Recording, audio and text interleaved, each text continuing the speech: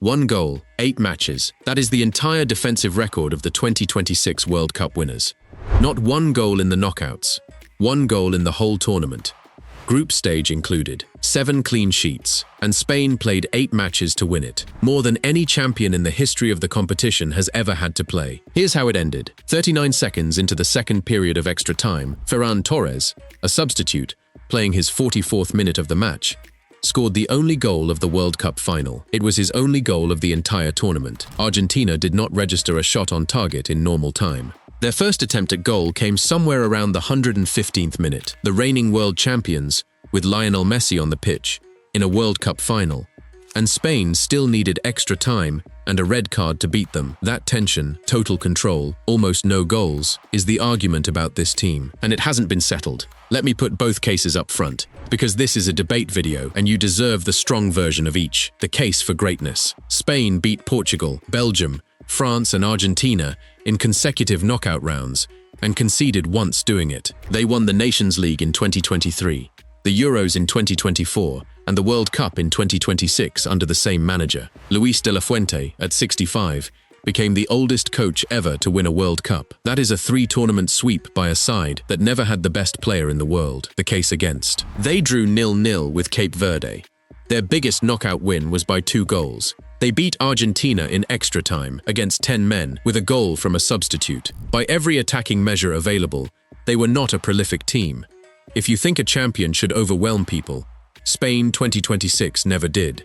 Both of those are true at the same time. That's what makes it interesting. This is the kind of question this channel exists for. Subscribe to Pitchside FC and turn on notifications. Every video asks one question, and the comments are where the argument actually happens. 15th of June, Atlanta, Spain's second group match, 27 shots, no goals. Cape Verde, a nation of roughly 500,000 people, at their first World Cup, held them.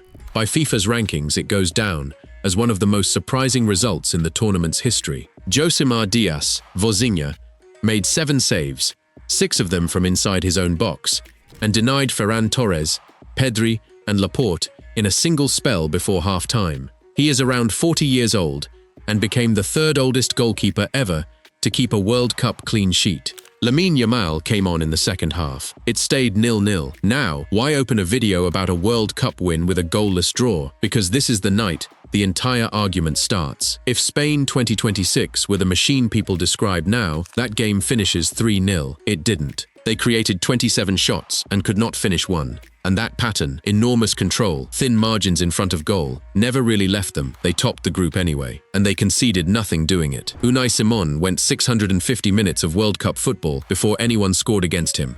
That's more than 7 full matches. Something structural that a lot of the post-tournament analysis got wrong, and it matters. This was the first 48-team World Cup, and the first with a round of 32. 5 knockout rounds, not 4. When people say Spain beat 4 teams to win it, they've dropped a match. Round of 32, Austria, 3-0. Mikel Oyarzabal scoring twice, and Oyarzabal is the right lens for this squad. He is not a global superstar. He is a very good forward who takes his chances. Through the first half of this tournament, he was Spain's leading scorer, and by the end, he'd also scored the penalty that put them into the final. That's the structural point. Spain's goals were spread across the squad. There was no one player the opposition could plan around, because there was no one player the goals depended on. You cannot man-mark a distribution. Round of 16, Portugal, 1-0.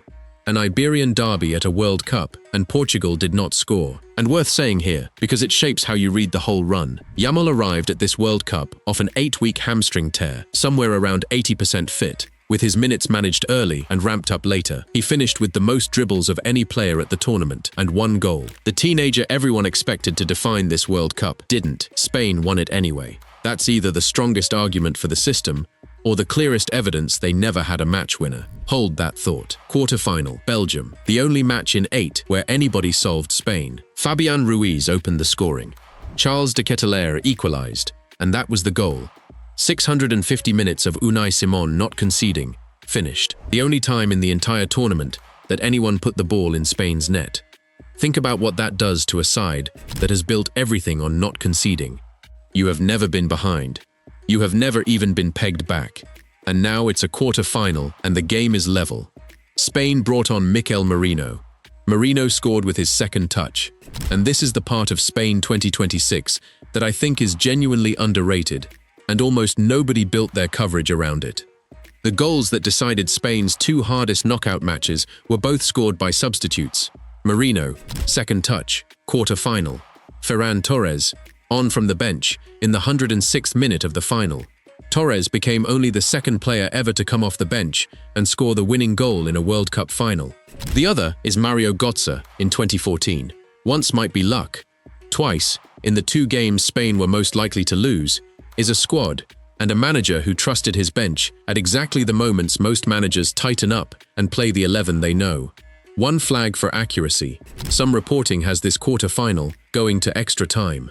I have not been able to confirm that from a primary source, so I'm not going to state it. 2-1 is the result. The scorers are the scorers. That's what I'll stand behind. Semi-final. France, 0. Spain, 2. And here I have to correct something that is everywhere, including in analysis that should know better. The story people tell is that Spain strangled France with the ball. 60-odd% possession, the 2010 blueprint, passed them into the ground. That is not what happened. Possession in that semi-final was 46% France, 45% Spain, with 9% contested. It was even. Shots were level 2, 10 each. France had the ball. France had shots. France had Mbappé, Dembélé, Olise, and Doué on the pitch. And France produced roughly a quarter of an expected goal across the whole match. That is a completely different achievement from the one Spain are being credited with. They did not keep the ball away from France. They let France have it and made having it worthless. The goals. A penalty on 22 minutes after Lucas Digne clipped Yamal in the box, the day after Yamal's 19th birthday, with Oyarzabal converting. Then Pedro Porro on 58, a 1-2 with Dani Olmo, and a low finish. 2 moments. A final booked. And here is the number that makes the point for me. 3 days later, in the third-place match, that same France attack scored 4 against England and lost 6-4, with Saka getting a hat-trick and Mbappé taking a brace that carried him to the Golden Boot. 4 goals against England, 0 against Spain. So if your objection to this team is, they just kept the ball, you are objecting to a side that didn't exist. The 19th of July. The reigning world champions, Messi's last World Cup match, and the heaviest narrative weight any final has carried in a generation. Argentina had earned it, through Cape Verde, Egypt, Switzerland, and England in the semi-final. And they did not put a shot on target in normal time. Their first attempt at goal came around the 115th minute. Emiliano Martinez made 11 saves, a World Cup final record, beating a previous mark of 8. He was comfortably Argentina's best player, and they still lost, because a goalkeeper making 11 saves is never a story about the goalkeeper. Spain kept arriving. Nico Williams had the ball in the net on 96, chalked off for a Merino foul on Otamendi in the build-up, and that one is still argued about. Torres put another in after the winner. Offside, routine. Then, in stoppage time at the end of normal time, Enzo Fernandez caught Pau Cubarsí and picked up a second yellow. Slavko Vincic sent him off. It went to VAR, and it was upheld. I'm deliberately not giving you a minute for that, by the way. Our own sources disagree on whether it was the second or third minute of stoppage time, and when 2 sources disagree, both are guesses. Argentina played the whole of extra time a man down, and Spain, who had not scored against 11, finally scored against 10, 39 seconds into the second period. Porro to the back post. Nico Williams heads it down. Torres finishes from close range. So, does the red card change how you rate the win? Both arguments are good. On one side, Spain had around 20 shots to Argentina's 2, and that gap was established long before Enzo went off.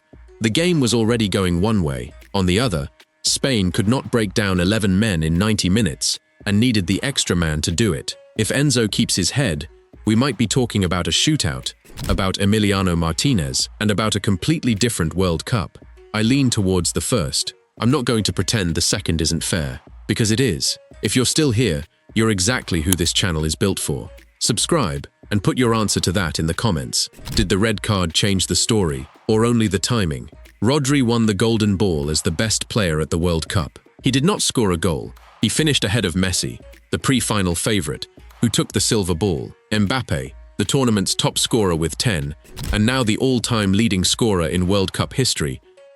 Spain's other two winners, Unai Simon, 7 clean sheets in 8 matches, and Pau Cubarsí, 19 years old, who played every single minute of the tournament and beat his own Barcelona teammate Lamine Yamal to young player, a midfielder who never scored, a goalkeeper, a teenage centre-back who never came off. That's the podium of this World Cup, and I don't think it's the panel rewarding the winners out of habit. I think it's an accurate description of what won it. Football likes to pretend tournaments are won by moments. The goal, the save, the red card. And they are. Torres in the 106th minute is a moment, and it's the moment that put a second star on the shirt. But the moment wasn't the reason. The reason was that Spain arrived at that 106th minute with a bench deep enough to have Ferran Torres on it, a defense that had conceded once in 8 games, and a group of players who had spent 5 weeks not panicking. They did it without the best player at the tournament, without the top scorer, without a single highlight that will lead a montage in 20 years. Beat. So, the most tactically complete World Cup win in modern history, or a side that ground out 1-0s and got over the line against 10 men.